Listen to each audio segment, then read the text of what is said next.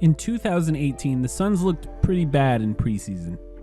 They had a new coach, Igor Kokoshkov, a new number 1 overall pick in DeAndre Ayton, and plenty of returning players and vets in Trevor Ariza, Tyson Chandler, and Ryan Anderson. In preseason 2018, the Suns were dead last in points per game, and they were the only team with less than 100 points scored on average, at just 97 points per game. They were also bottom 5 in 3-point field goal percentage and bottom 10 in opponents' field goal percentage and rebounding. Many Suns fans said it's just preseason and preseason doesn't matter. Turns out the Suns didn't score well in 2018-19, they didn't rebound well, and they didn't play very good defense. Preseason doesn't tell you exactly what a team will look like in the regular season, but maybe there's more to learn than we realized. Let's talk about what we can learn from the Suns in the 2019 preseason. Monty Williams has implemented his .5 offense, wanting every player to make quick decisions with the ball. Listen to him talk about it. You either shoot it, pass it, or drive it. Just don't hold the ball. And it has to happen in 0.5 seconds. And so we'll play faster because of that, but I don't want 0.5 to be an excuse for traveling because the league is on top of that. So we've asked our guys to make quick decisions, but I'm not going to be on them about the kinds of shots. I just want them to play with pace and play together, obviously, but 0.5 is just a way to play faster. Other Suns coaches have attempted to implement similar systems in the past, but now James Jones has filled Monty's roster with veterans, older, more experienced rookies, and of course, the returning timeline core in DeAndre Ayton, Devin Booker, and Mikal Bridges. So, how has it looked so far? This preseason, the Suns have scored 108.8 points per game, a whole 11 points more than the 2018 preseason.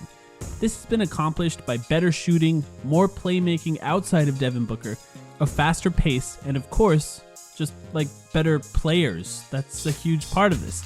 A big question about Monty Williams is what his offense would look like. In New Orleans, the Pelicans played at a slow pace with big lineups, not a lot of threes, and a lot of mid-range jumpers. This preseason, the Suns played fast, they moved the ball, and they shot threes. A lot of them. They even had a game in Portland where they shot more threes than any Suns game ever at 45 three-point attempts, and also made more than they've ever made before in 24. Yeah, I know, it's just preseason, but even with that context, it's clear the Suns have more shooters than before. How good they will be at that is an interesting question. They were 12th in three-point field goal percentage in the preseason, and if that holds, that would be a massive jump. But based on the personnel, they will likely be closer to league average in three-point percentage, as Kelly Oubre and Ricky Rubio, two of the highest paid players on the team, will be getting significant playing time with below average three-point shooting.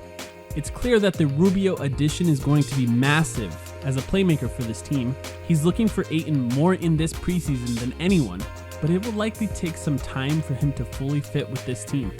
He's ball dominant and a passing savant, and that means chemistry is vital, and that takes time. Kelly Oubre looked a little out of sorts at times coming back from a hand injury, but seemed zeroed in on driving to the basket and will likely draw some fouls. The power forward duos of Kaminsky and Šarić were impressive. Basically everything the Suns wanted from Dragan Bender and Ryan Anderson offensively.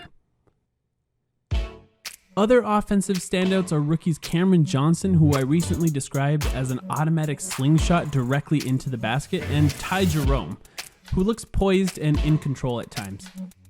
Devin Booker was involved, but it was clear that late in the preseason they were focused on learning what they had in the rest of the team, and the focus on offense wasn't Devin Booker's shot.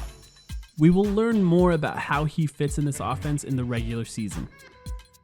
Overall, the .5 offense looks interesting. Lots of quick decisions, lots of passing, hopefully a lot of assists. How DeAndre Ayton and Devin Booker fit into it in the regular season will be something to watch.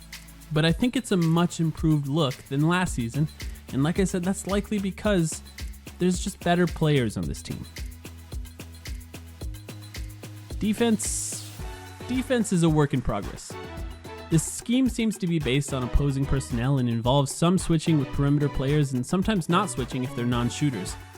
The pick and roll defense was so bad at times that it was difficult to even fully comprehend what the plan was for when teams attacked with that game plan. Clear standouts on defense were all off the bench.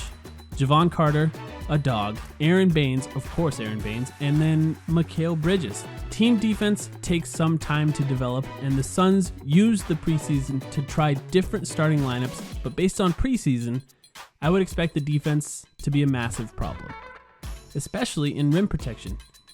More than anything else, Ayton needs to get his hands up on every attack. There are NBA players who will get to the rim. They're very good at basketball. The last thing you want is to get caught flat-footed with your hands down, especially when you're as massive as DeAndre Ayton. The Suns were bottom 10 in opponents' field goal percentage for preseason, and it looked like it. Giving up points in the paint is the easiest way to increase your opponent's field goal percentage. Defense will definitely be a work in progress. Is preseason predictive of the regular season? No, and yes, but also maybe. This is a team with lots of new players in high usage positions. Chemistry will take some time to develop. Overall, the Suns looked improved. But remember, the Suns being 17th in points per game after being dead last in preseason is technically an improvement, and a massive one. And that means being average in scoring is an improvement. Is this team's ceiling higher than that? I think so. Booker and Ayton have high potential as offensive players.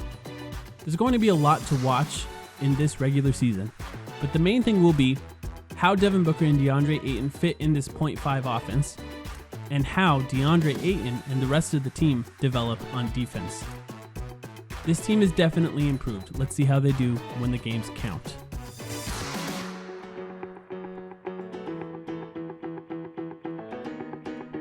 Hey guys, don't forget to like and subscribe the timeline of Phoenix Suns channel.